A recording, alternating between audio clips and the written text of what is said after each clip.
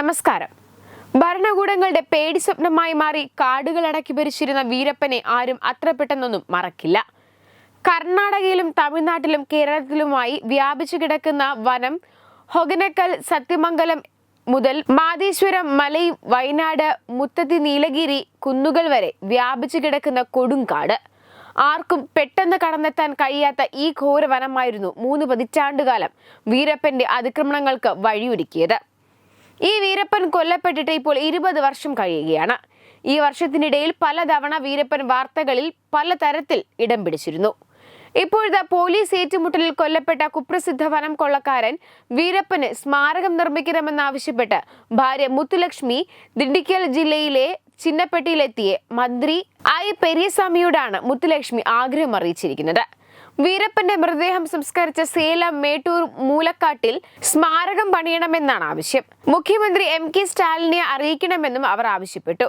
മുഖ്യമന്ത്രിയുടെ ശ്രദ്ധയിൽപ്പെടുത്തുമെന്ന് ഉറപ്പ് നൽകിയാണ് മന്ത്രി മടങ്ങിയത്. ഈ വാർത്ത പുറത്തു വന്നതോടെ പലതരത്തിലുള്ള വിലയിരുത്തലുകൾ വരുന്നുണ്ട്. ഈ കൊടും കുറ്റവാളിക്ക് സ്മാരകം നിർമ്മിക്കാൻ ഉറപ്പായിട്ടും സ്റ്റാലിൻ കൂട്ടുനിൽക്കുമെന്നാണ് വിലയിരുത്തൽ. കൂടാതെ ഇതിനെ BJP ശക്തമായി എതിർക്കുന്നുണ്ടെന്നും ചില സ്ഥിരീകരിക്കാത്ത വിവരങ്ങൾ പുറത്തുവരുന്നു. എന്നാൽ നേരത്തെയും വീരപ്പനായി സ്മാരകം നിർമ്മിക്കണമെന്ന മുത്തുലക്ഷ്മിയുടെ ആവശ്യത്തെ ഗ്രാമസഭ പിന്തുണച്ചിരുന്നെങ്കിലും തമിഴ്നാട് സർക്കാർ അനുമതി നിഷേധിച്ചിരുന്നു. 2004 പ്രത്യേക അന്വേഷണ സംഘം വീരപ്പനെ വെടിവെച്ചു കൊന്നത്. നിരവധി പേരാണ് വീരപ്പന്റെ കുഴിമാടം കാണാൻ ദിവസവും എത്തുന്നത്. കഴിഞ്ഞ ലോക്സഭാ തെരഞ്ഞെടുപ്പിൽ കൃഷ്ണഗിരിയിൽ NDK സ്ഥാനാർത്ഥിയായി മത്സരിച്ച വീരപ്പന്റെ മകൾ വിദ്യാറാണി 1 ലക്ഷത്തിലധികം വോട്ട് നേടിയിരുന്നു. അതേസമയം തമിഴ്നാട്, കേരളം, കർണാടക എന്നീ സംസ്ഥാനങ്ങളിൽ വിഹരിച്ച് ചന്ദനവും ആനക്കൊമ്പും മറ്റ് കവർച്ച ചെയ്തിരുന്ന കുപ്രസിദ്ധ കൊള്ളക്കാരനായിരുന്നു വീരപ്പൻ എന്ന പേരിൽ അറിയപ്പെട്ട കൂസു മുനിസ്വാമി വീരപ്പൻ. 3 സംസ്ഥാനങ്ങളുടെ അതിർത്തികളിൽ ഉൾപ്പെടുന്ന 16,000 ചതുരശ്ര കിലോമീറ്റർ വനപ്രദേശത്ത് 30 വർഷത്തോളമാണ് വീരപ്പൻ കഴിഞ്ഞത്. ഒരു സമയത്ത് 100 കണക്കിന് അംഗങ്ങളുള്ള ഒരു ചെറിയ സൈന്യം തന്നെ വീരപ്പന് സ്വന്തമായി ഉണ്ടായിരുന്നു. ഏകദേശം 124 വ്യക്തികളെ വീരപ്പൻ കൊലപ്പെടുത്തിയെന്ന് വിശ്വസിക്കുന്നു. ഇവരിൽ ഉയർന്ന പോലീസ് ഉദ്യോഗസ്ഥരും വനംവകുപ്പ് ഉദ്യോഗസ്ഥരും ഉൾപ്പെടും. 3 സംസ്ഥാനങ്ങളിലെ പോലീസ് സേനയും ഇന്ത്യൻ അർദ്ധസൈനിക വിഭാഗവും വീരപ്പനെ പിടികൂടാൻ പരിശ്രമിച്ചു. 20 വർഷത്തോളം പിടികിട്ട പുള്ളിയായിരുന്നു. 2004 ഒക്ടോബർ 18 ധർമ്മപുരി പാപ്പിരപ്പട്ടിയിൽ വെച്ചാണ് തമിഴ്നാട് ദൗത്യസേനയുടെ വെടിയേറ്റു മരിച്ചത്. വെബ് ഡെസ്ക് തത്തുമൈ ന്യൂസ്. രാവുമായണം രാമനെ അറിയണം. സ്കൂൾ കുട്ടികൾക്കായുള്ള രാമായണം പ്രശ്നോത്തരി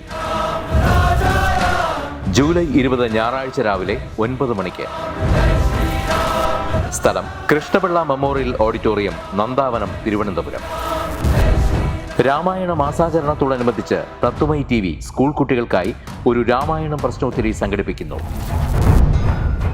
ഈ വരുന്ന ജൂലൈ മാസം 20 ഞായറാഴ്ച തിരുവനന്തപുരം നന്ദാവനം കൃഷ്ണപിള്ള മെമ്മോറിയൽ ഓഡിറ്റോറിയത്തിൽ വെച്ചാണ് ഈ പ്രശ്നോത്തരി പരിപാടി സംഘടിപ്പിക്കുന്നത്.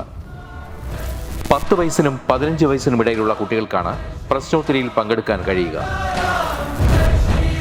പങ്കെടുക്കാൻ താല്പര്യമുള്ളവർ പേര്, പഠിക്കുന്ന സ്കൂളിന്റെ ID കാർഡ്, ജനനത്തീയതി തെളിയിക്കുന്ന തിരിച്ചറിയൽ രേഖ എന്നിവ സഹിതം 9034347838 എന്ന നമ്പറിലേക്ക് വാട്സപ്പ് ചെയ്യുക. ഒരു കുട്ടിക്ക് 100 രൂപയാണ് രജിസ്ട്രേഷൻ ഫീസ്. പ്രവേശനം ആദ്യം രജിസ്റ്റർ ചെയ്യുന്ന 54 കുട്ടികൾക്ക് മാത്രം. വിജയികൾക്ക് ആകർഷകമായ സമ്മാനങ്ങൾ.